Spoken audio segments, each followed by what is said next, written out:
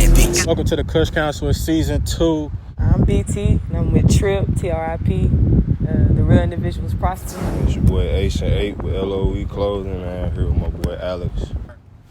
I done forgot the damn question. We high out here. We've been waiting for a minute. Y'all been waiting for a minute, but we finally did it. Been pushing it off for a minute, but Season 2 is here. And like usual, we get high and niggas forget shit. But what would you say the best and the worst part about being an entrepreneur is? The worst part is probably like the inconsistency. Like you don't really know, like you depend a lot on your supporters. So you don't really know if like you're gonna get a sale today, you're gonna get a sale next day. You know what I'm saying? It's real inconsistent. So like just depending on your craft, that take a lot of faith. You know what I'm saying? And the best part is like just seeing like where I started from and how far I came. Like, you know, I'm just saying just the journey is probably the best part. Just seeing yourself grow and like that's the best part for sure. I feel like to be an entrepreneur, you gotta really focus on like little wins and small goals in order to like keep yourself motivated and keep going, because there's so much shit that get in the way or can deter you. Like it's not easy. Like I know from personal experience, like that shit not easy. Like you said, inconsistency, depending on other people to pay your bills, basically. Right. Like so you have to really focus on those small wins and those small goals, and that's something not everybody can do. Everybody can look at the little things and know that that's gonna make the big picture. Some people just look at, you know, the total big picture type shit.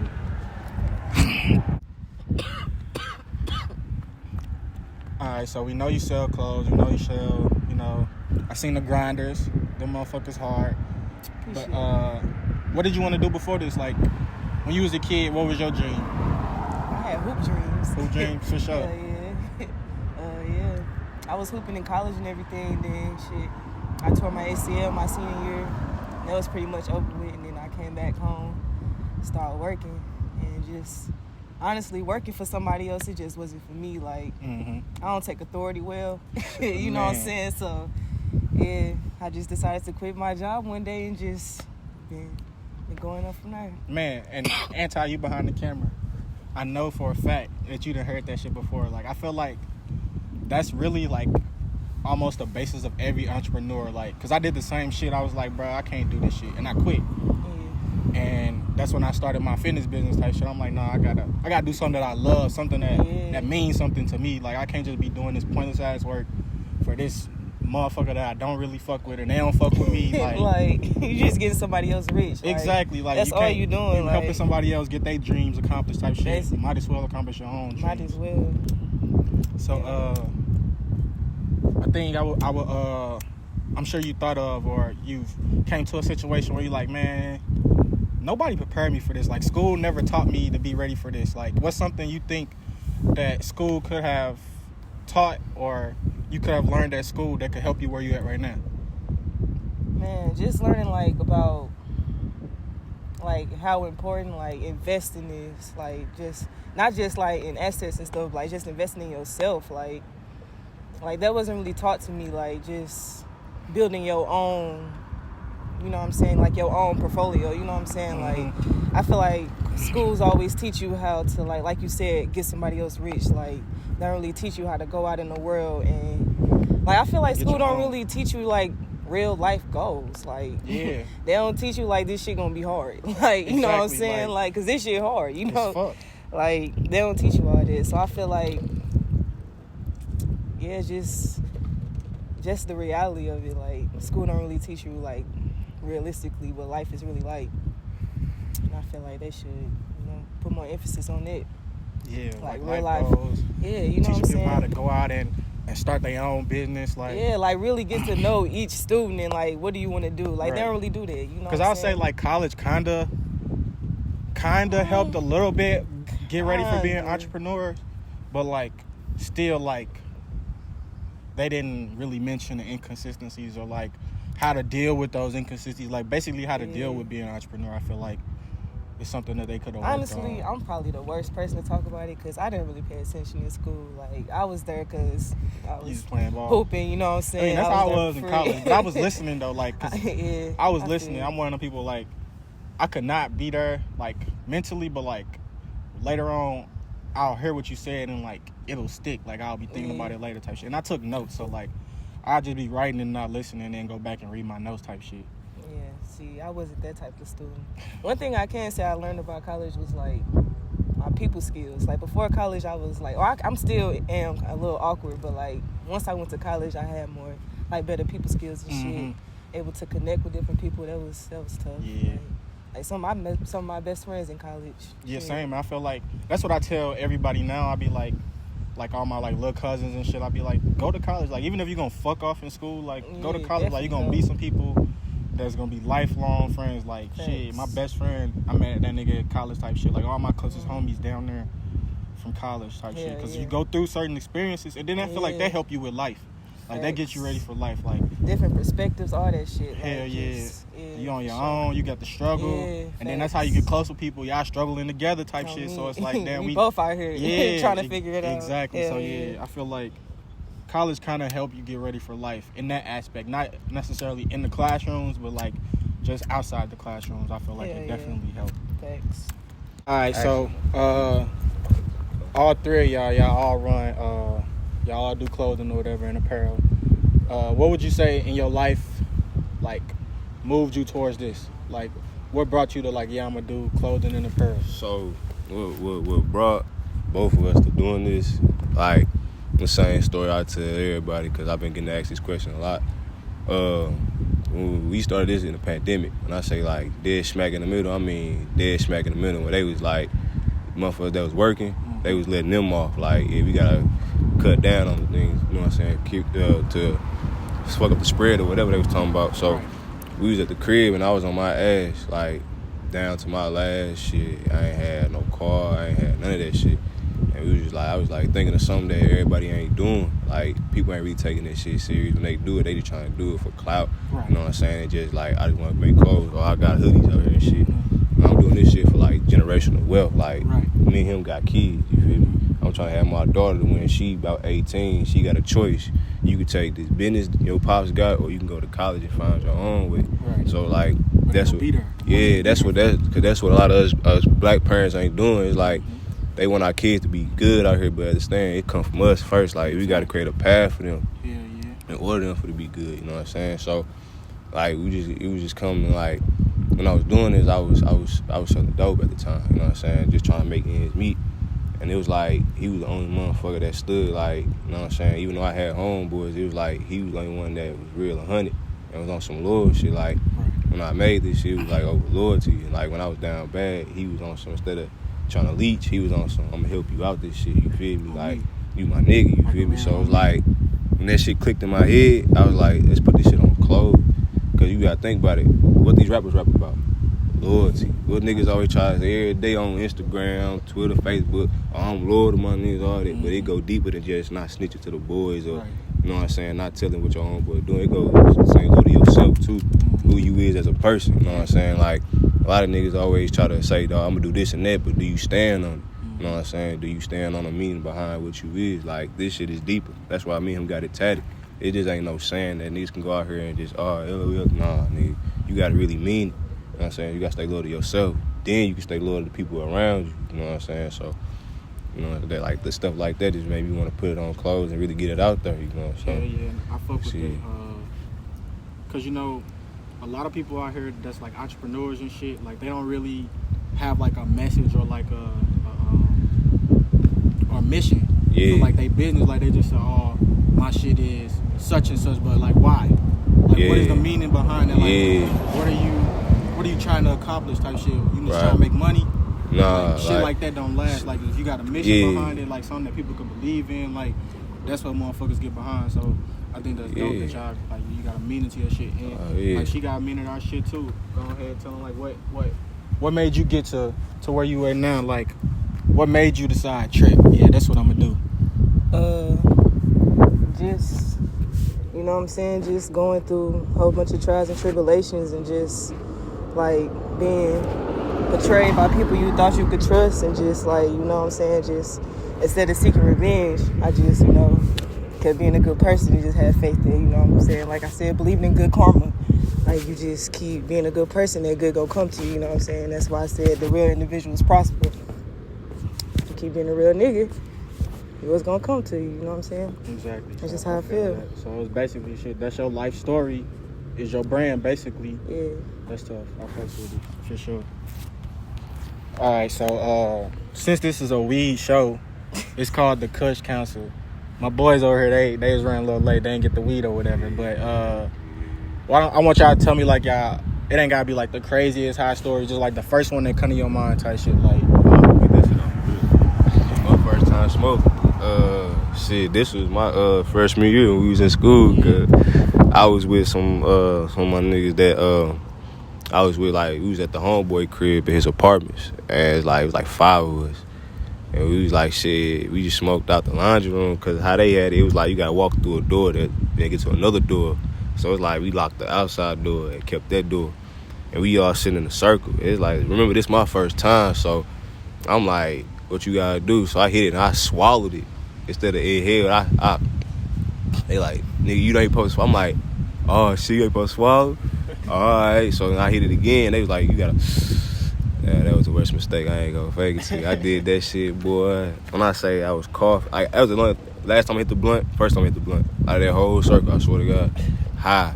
Nigga get in the crib, make a chip sandwich. Ask my boy for some Lay's chips and 2 pieces of bread. I swear to God, I'm telling you, get in the car. I'm like this, my old dude right here, I'm like this out the window. He like, you alright? I'm like, Oh, I'm high as a motherfucker, bro. When I say I'll never forget that shit, bro, because it tripped me out. Like, how long I slept, how hungry I was. I'm like, boy, what the fuck? But that shit started my addiction, though. I ain't gonna fake it. Since then, I ain't stopped. Like, I be getting high, cuz. What about your high story? Go ahead, tell us your high story. You over there quiet. I know you got some good ones. I probably got like 2 of them. The first time I ever smoked probably was my sophomore year in high school. Me and my homeboys, we just skipped school. We went to the zoo. We smoked at the zoo, like in the cut. Just went to the zoo, smoked at the zoo. I think we was high as hell walking around the zoo, just like tripping out over everything. We got on the bus. We cool. I think I got back in the car. My stepdaddy said, "You good?" I'm just basically, like you said, looking out the window. I end up dozing off. We was in the car for about 4 hours. I was asleep the whole time. Got home, went to sleep. Woke up at probably like 12 at night. Ate everything I could see. Everything I could see. And then, like you said, my worst mistake was eating an edible. My senior year, I ate an edible. I used to go to a private school. I ate an edible because I'm like, I can't smoke here. This ain't like a public school. So then this white girl like, I got edibles. And nobody told me you're not supposed to eat the whole thing. She had a Rice Krispie treat about this big. Killed it. Good as fuck, too, huh? Man, she made the, like, I don't know, it was like the little rainbow Rice Krispie. I'm tripping the whole time. I think I was asleep the whole day except for religion class. Religion class, I just was just straight zoned out. Teachers asked me questions, didn't answer one of them. But after that, like, nah, I couldn't do it no more. Because I had the munchies for the rest of the day. And I didn't know when it was going to end because it came out of nowhere. Like, I ate it. And then I ate it, and then out of nowhere, it just felt like I sunk in. And I was just zoned in after that. Like, nah, that was probably the worst thing I ever did. See, that's crazy, bro. I always hear these edible stories, but, like, me personally, like, I ain't never had no, like, high where I'm like, damn, like, with edibles, like, that shit, maybe it's because I be smoking before or something, like, while I'm doing, I don't know. Like, I done did that, like, ate a whole bag of gummies, ate a whole, like, 3 cookies, like, brownies, Rice Krispie treats, like, all that shit, like, like, and I did this shit, like, in Denver, LA and shit. Maybe that's what it is. Maybe I was just so high. I'm just like, damn, like, maybe that was the case. Like, I'm just so high, like, that shit didn't even remember that you was high. Hell yeah. I think my worst experience with somebody that eating edibles, my little brother had got into a car accident. So, you know, like, he didn't really want to take the medicine. So he like, what can you give me? My bird just gave me some edibles. I don't really eat them like that. I just had them on me. I gave him probably 2 of them. Weed, mind you, you know, St. Louis, everybody got something on them. So we get to his home, this girl house that he know. He, you know, first he all giddy and just jumping around, but then, like, you can see in his face he got paranoid.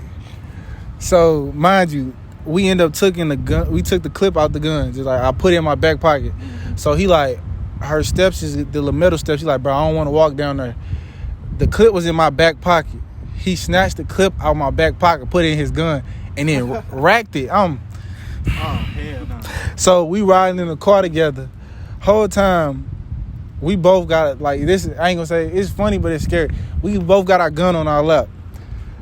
I'm just keep looking over at him as I'm driving, because I'm like, he paranoid. His chair was all the way back here. Now he just sitting up, just looking at me, just keep looking at me. But every time I look, he look out the window. So it's like, I see him looking at me, he go, and just keep on. So the whole time we got back to the crib, I dropped him off. Next day he said, bro, I really thought you was gonna backdoor me. I ain't even gonna lie to you. I said,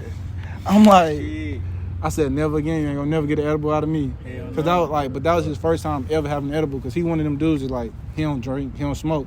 It's just that he had busted his head open probably like this wide. Oh yeah, so he needed something. He He needed something, but that was just, I wasn't even high, but after that I don't never get nobody no edibles. You don't know how they gonna react off of it. Hell yeah, that's smart for sure. What's your high story? You thought you was gonna get away with me? Definitely fried. Shit, let me think. It was one time we was on the AAU trip. It was me, my homie Taylor, and my other homie Alexis, and we was just outside. I think this was our first time smoking. I don't know. We was like in the middle of nowhere. I feel like Arkansas or some shit. We was just smoking, and we was paranoid as fuck. Like, every white person that damn near walked by, we thinking they police and shit. Like, we just fried. Like, just walking around the hotel outside, just fried. Like, that's really all I could think of for real. Other than that, I've been chilling off weed since then, shit. Yeah. So you don't want to expose the real story. Yeah, I don't got no real stories though. Like, y'all got me. You gotta get super high there one day. So I be fried. You gotta get super high. Get some. You gotta have the right people. Hell yeah. Cause shit, I think every time when you play college ball type shit, you at a different state every damn weekend type shit. So like I have my crew or whatever, we'll always link up and smoke type shit. After we do our meetings or whatever in the hotels and shit, get dinner. Well, how the fuck I got time? Bro, cause we'll have so we'll stop and get food before we get to the hotel. We'll sit at a restaurant or whatever. Then we'll go to the hotel. We'll have meetings. And then after meetings, we supposed to go to bed like in like 30 minutes type shit. They got curfew though. But like we'll always come with our shit. So like shit, once curfew hit, shit, we'll just come out the door. We'll wait like an hour after type shit. Make sure everybody in their rooms type shit. And we'll sneak down type shit and go smoke. One time, shit, we had to walk to the gas station, get some Rellos. And like behind the gas station is like a car wash or whatever, and behind the car wash is like the airport gate. So like we go back there and we finna smoke or whatever, and we back there smoking or whatever, and then we see the cops like they they flash their lights and shit, flash it on us type shit, and we got all our gear on, like we in our travel gear type shit, so it got Lindenwood on everything type shit, so we like fuck, we get the running type shit. I fucking fall and fucking scrape my whole damn knee type shit.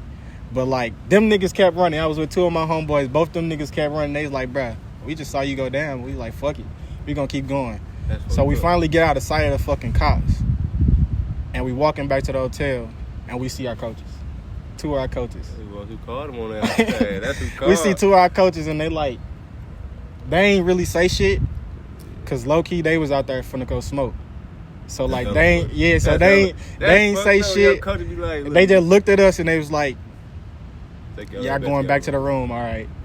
And they was going back to smoke type shit. So that shit played out though. Hell yeah, that shit played out smooth. And that shit damn near, we got like a smoking story damn near every trip we went to. Cause it was always some shit happening like in another city. It's always like, I don't know, it's just always something that's gonna happen type shit. I'm BT, and I'm with TRIP, TRIP, and it stands for The Real Individuals Prosper. Got hoodies, ski masks, you know what I'm saying, beanies, shorts, shirts, everything you need. I want to shout out TKC, Kush Council, for having me on here. Shout out to Alex. It's a great time. Fried, pretty fried. Thank my boy Alex for having us out here on the podcast. We going to be on here more. You know what I'm saying? We going to keep him updated with drops. We got more shit. The winter going to be hot. I'm telling y'all, we got everything coming. Y'all can find us on Instagram at LOE Klothing. It's L.O.E Klothing with a K. Underscore after the E. But Klothing with a K. I'm bowling a blunt taco, rolling up, swerving potholes. Excellent burn on the way home. Out there, finna kick in cruise control. I'm about good as a guest host. Arms on us like tentacles. Medicinal weed clinical. Starting in and out good intros. She stay down, I'ma make her my queen. Make it work, vacation to leave. I get cake like oldest of 3. I want face like it's ID.